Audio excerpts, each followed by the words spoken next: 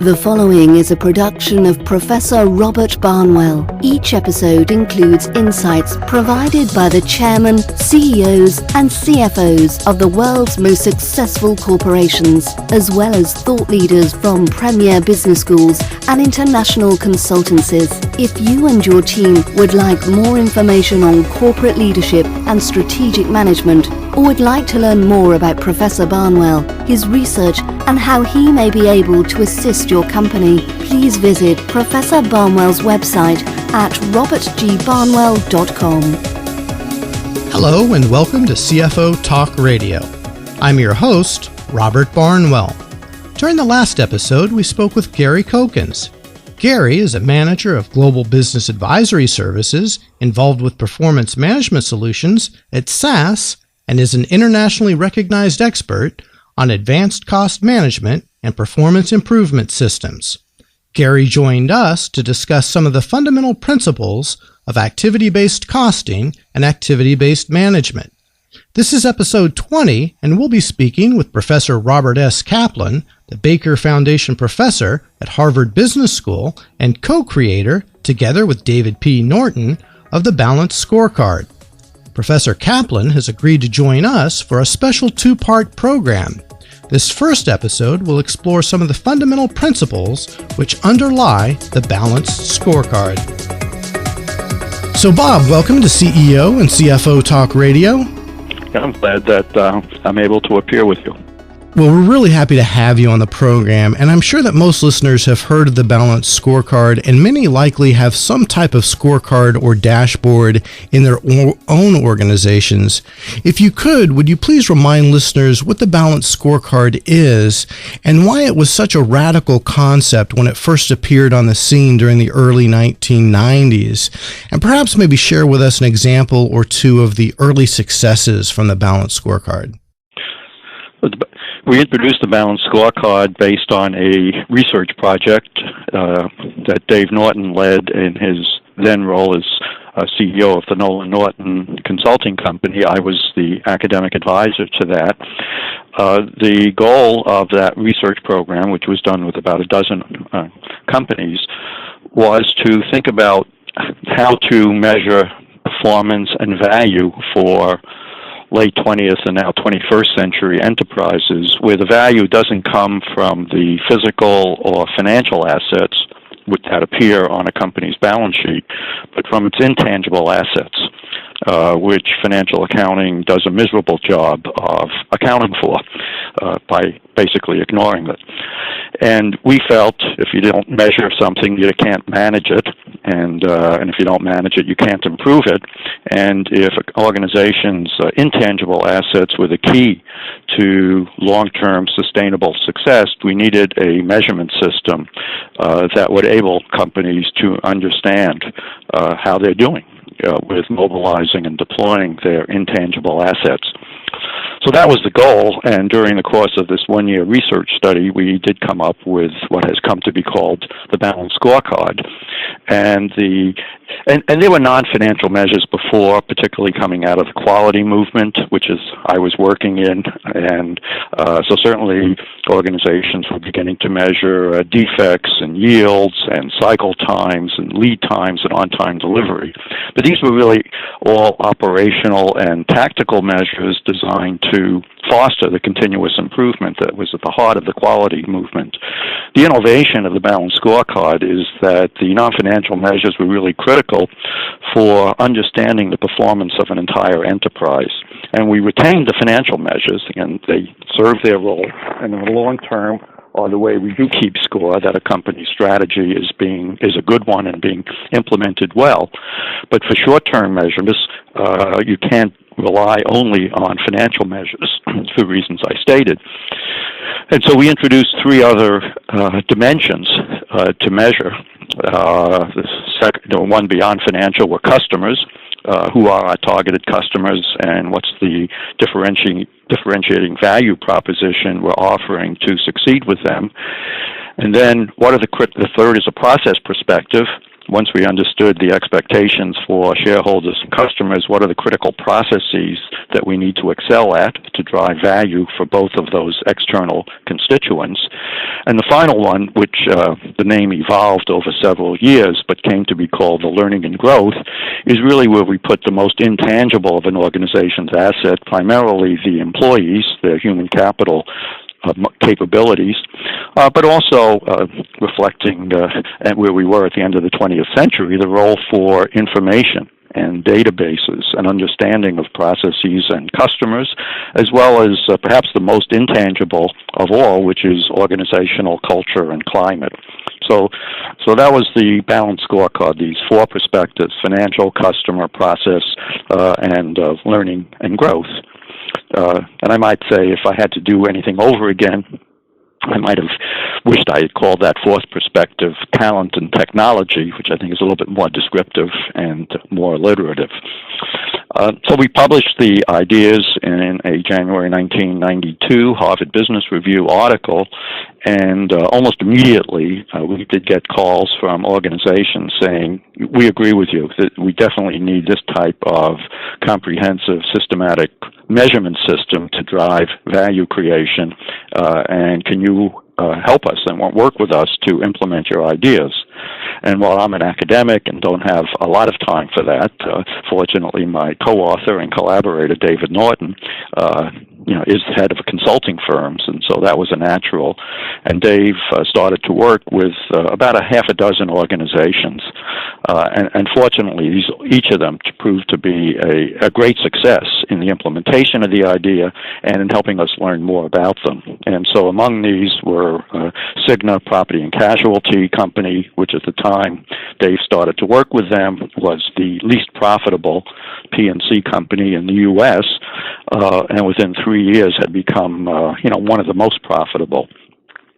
Second one was a division of the Brown and Root Company, which itself was a division of Halliburton, which did underwater construction for hydrocarbons, oil and gas found underneath the water, and they did a lot of the installation, construction, and logistics for the major oil companies. And this company, Rockwater, used the approach to really articulate a new value proposition to its key customers, not just competing on low price, but on value added to the customer.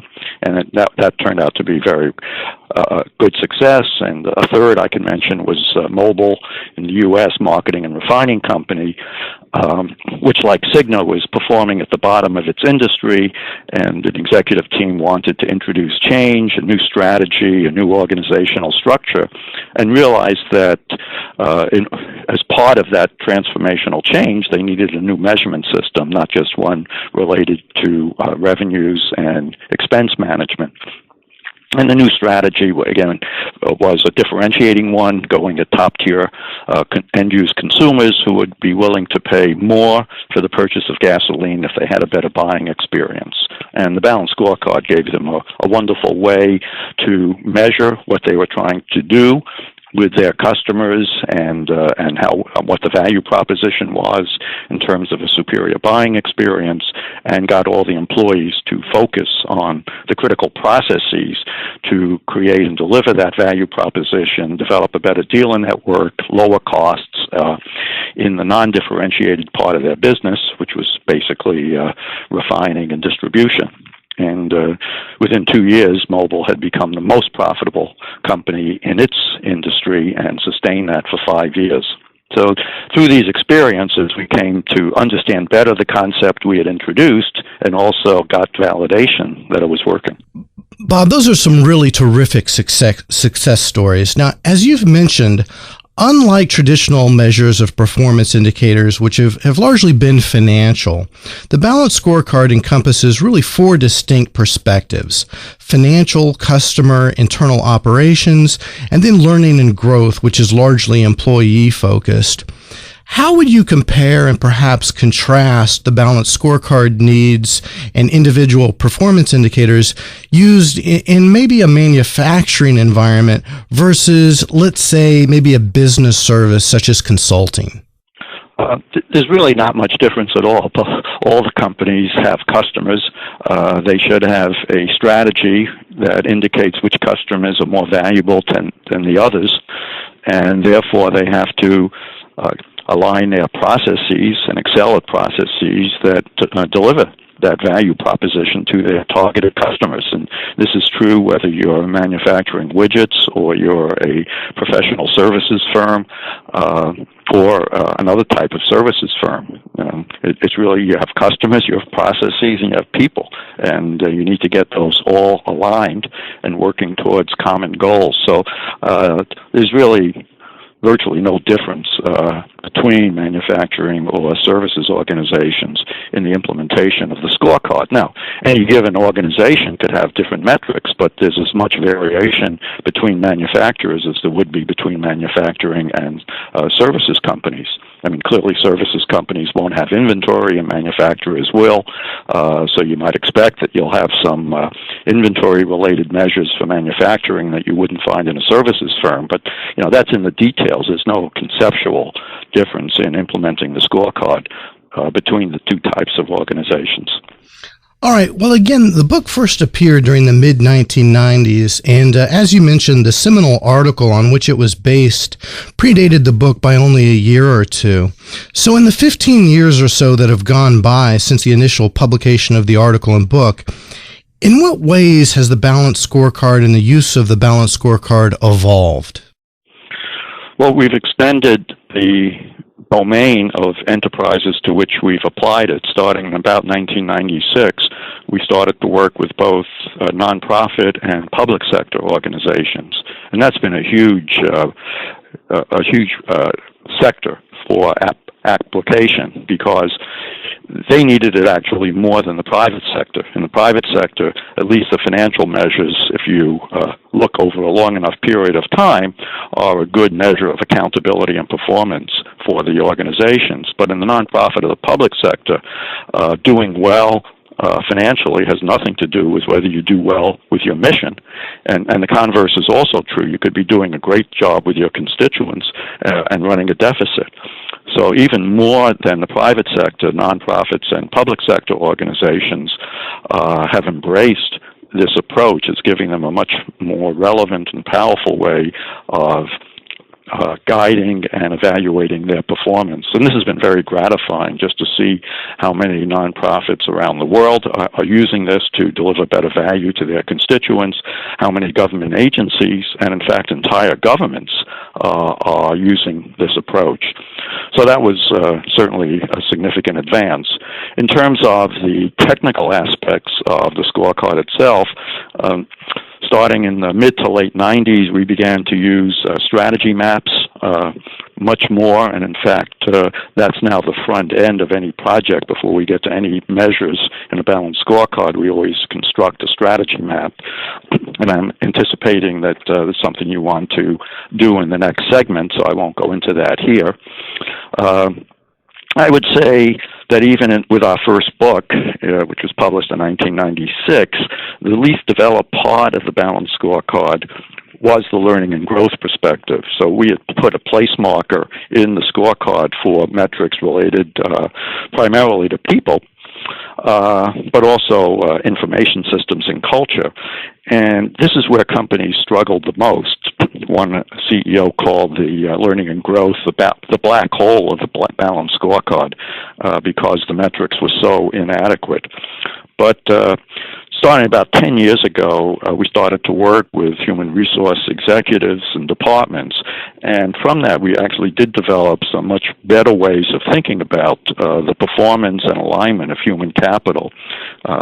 And this led to an article in Harvard Business Review somewhere around 2005 about measuring the strategic readiness of your intangible assets. And so we now can identify the skills and capabilities that employees need to have in order to excel at the critical processes. And that led to an entirely new metric, which is the percentage of employees in critical job families who have the requisite skills, experience, and capabilities to perform at an exceptional level in those processes that are at the heart of the strategy. So that was really kind of a major advance in the measurement and management of human capital. We've seen the idea expand into the new form of reporting, triple bottom line reporting. So I wrote a case on an organization that really wanted to be responsive to this triple bottom line reporting, which is economic performance and also environmental and social performance. And the flexibility of the scorecard adapts very well to handle that more robust measurement system. We also learned, and I think we'll cover this in the next segment, that the system does not run itself, and that we needed to develop a cadre of internal people who had particular expertise in strategy map and balanced scorecard, and working with organizations to build and sustain their scorecards.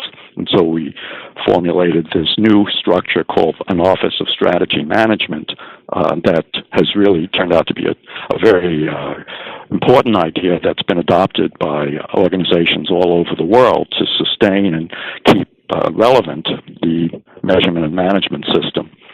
And having, given you a bunch of these significant advances, probably the biggest advance, which we will talk about subsequently, is the shift in focus from using the balanced scorecard as a performance measurement or a performance management system, which is where Dave Norton and I started in 1990, in which our 1992 HBR article was all about, and a shift from that to using this as the central system in an organization for strategy execution. And this was definitely something we learned from several of the early adopting organizations that Dave worked with.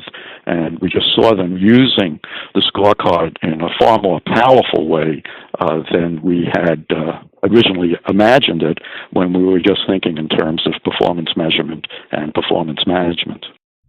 Yeah, I have to agree that, in terms of my experience as a practitioner and a researcher on strategy execution and change management issues, I really can't think of a stronger tool than the balanced scorecard or the performance dashboard that a company or an organization adapts. So certainly, you're preaching to the choir, as far as that's concerned. Now, as you've mentioned, you and your colleagues are regularly called upon by companies around the world to help construct a balanced scorecard system, and then to help these companies cascade the system throughout their organization. And you touched upon the strategy map, and I'd like to ask, in addition perhaps to the strategy map, what are some of the questions or issues that you recommend that senior executives consider when working toward the adoption of the balanced scorecard system? Okay, so let me, rather than say what it's for, which I will get to, I think it's crisper to say, when do I get worried about when organizations are implementing the scorecard, that they're using it the wrong way. And so and primarily, the biggest problem is when they just see this as a way to make their compensation system more robust, whereas before the compensation was just related to short-term financial measures. Then we give them, they're going to use the scorecard to say, okay, we're going to measure customer satisfaction, we're going to measure quality, and we're going to measure employee satisfaction, and so we'll add that onto the incentive system for senior managers. And while customer satisfaction, employee satisfaction, and quality are all good things to have, and I think that it does improve probably the incentive and compensation system, there's a very limited focus, because just doing that does not really fundamentally change the way the organization is doing business.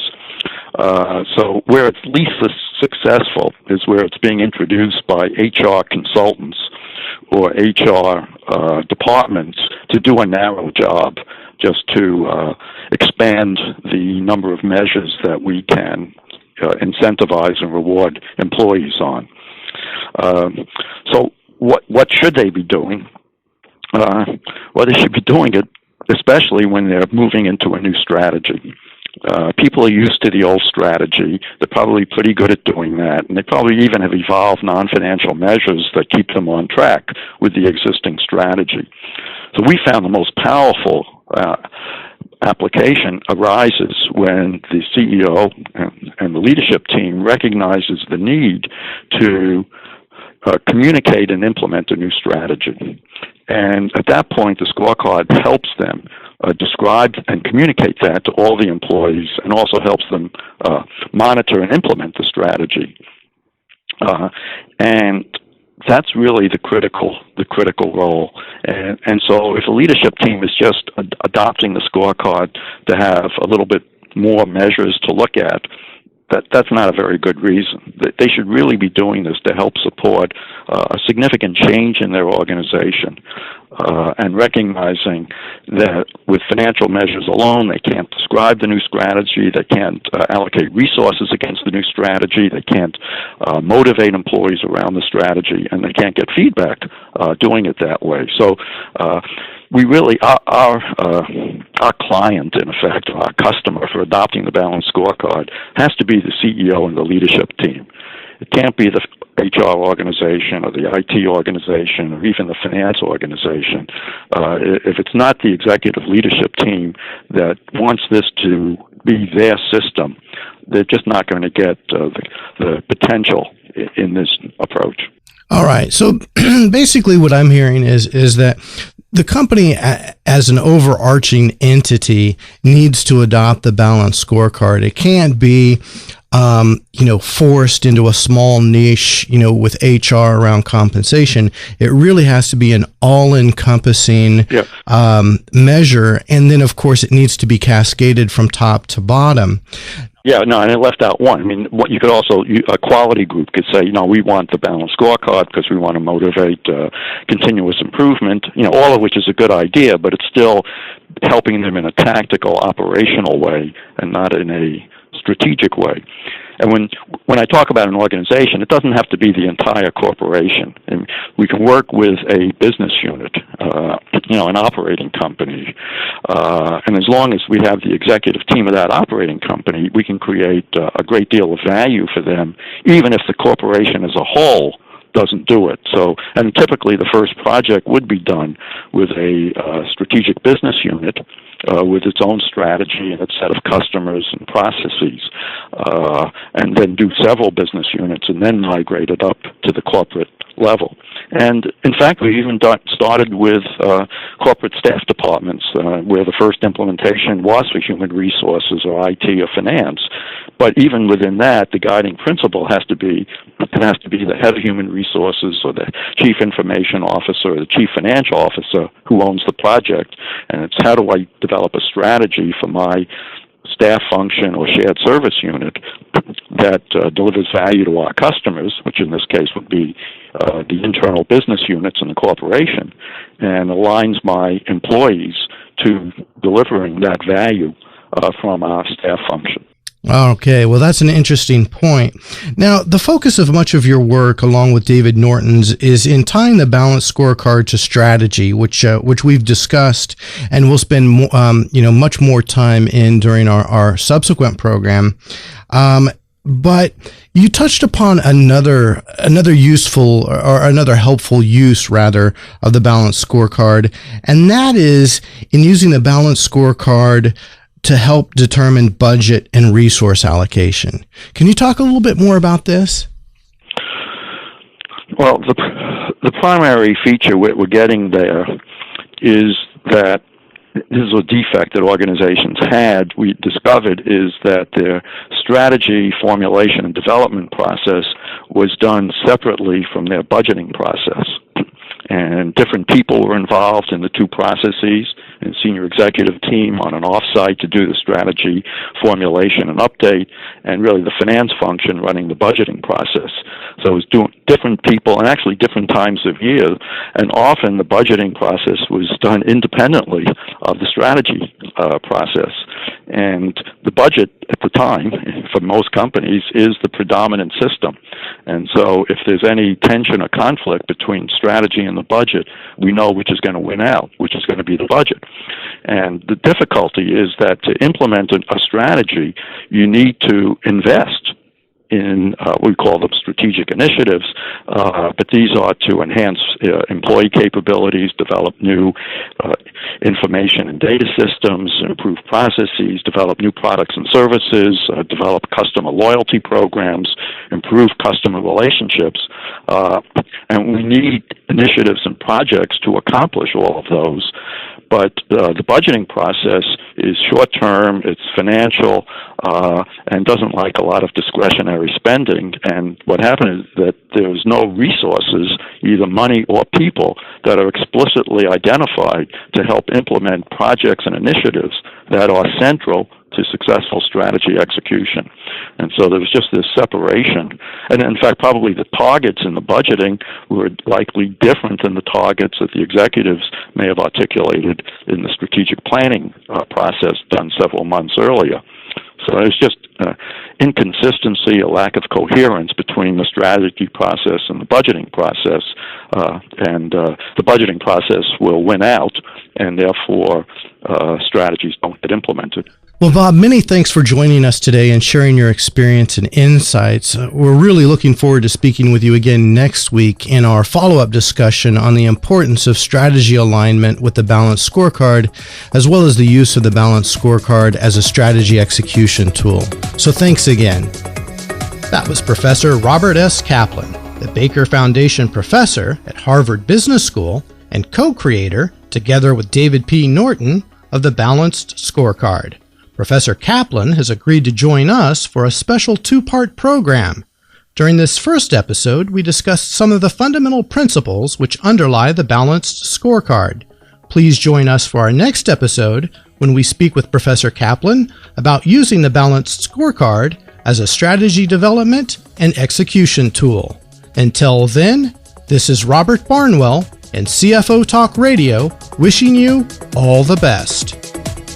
We hope that you have enjoyed this episode and found the material of value. To download a transcript of this episode, receive a free subscription to the show, or to learn more about this subject, we encourage you to visit Professor Barnwell's website at robertgbarnwell.com to explore the many executive briefings, presentations, case studies, and other resources available for immediate download. This has been a production of Robert G. Barnwell. All rights reserved.